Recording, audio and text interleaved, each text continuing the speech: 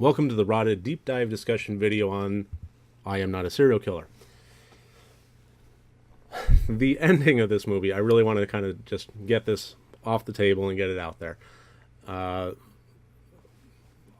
Spoilers, if you watch a deep dive discussion video, it's going to have spoilers. I'm going to discuss plot points in depth. The ending, oh my gosh, it totally went out of left field for me. I don't know about you, but I did not see a supernatural element coming to this movie at all. I thought this was going to be a straightforward, by the numbers, head game, grounded in reality, non-supernatural, killer against killer movie. And when he changed into the demon, it really took me by surprise. I mean, even so far as the clues of the oil left behind at each kill, I really thought that was the car's oil pan, dripping or leaking.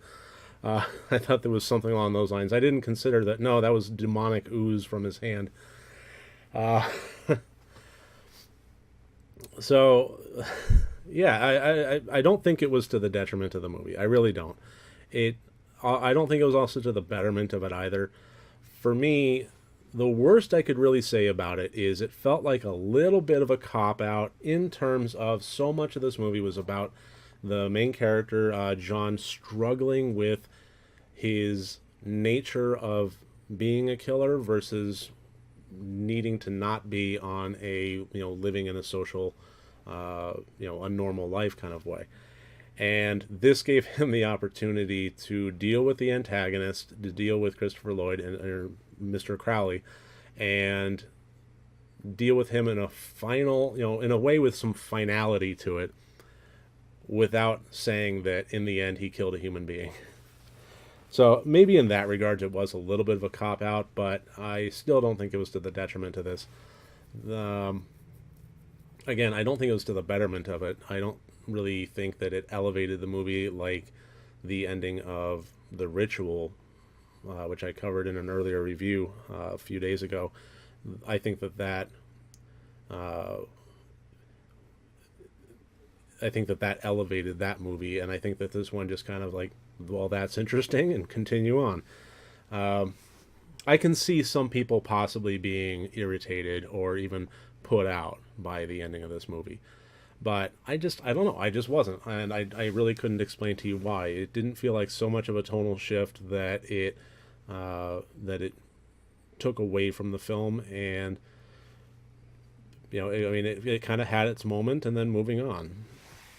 So, as far as the rest of the movie goes, I really, really enjoyed, obviously, Christopher Lloyd's performance as Mr. Crowley, and I really enjoyed Max Record's performance as John, and the way that those two interacted together, I think, was really beautiful, especially in the beginning, and in the middle parts, where, he was taking care of them, and they had this relationship that was neighborly and built out of a place of care. And, from one character's point of view, intrigue and, morbid curiosity and almost seeking answers from an external source of the questions within oneself kind of thing. Maybe I'm getting a little too deep into that. Whatever. This is my video. And then the way that it took its shift into a real cat and mouse kind of thing, that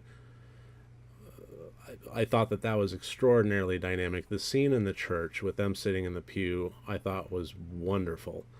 And the way that the performances happened there was just superb on both of their accounts. I can praise Christopher Lloyd all day long on this movie, but really, it's not that I don't want to. I certainly do. And it's not that it goes without saying, because I think, no matter how good you are, if you deserve accolades, you get accolades.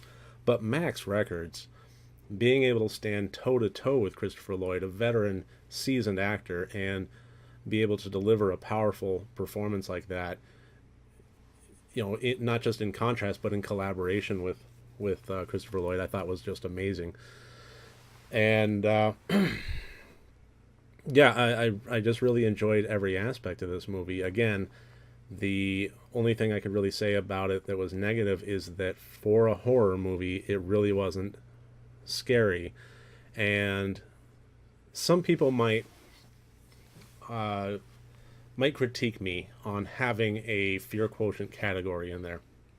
It's like if a movie works across the board and you liked it, why bring points down for that? And the only really real answer I can give to that is I thought long and hard about the scoring system, and I wanted to have something that was fair for horror movies.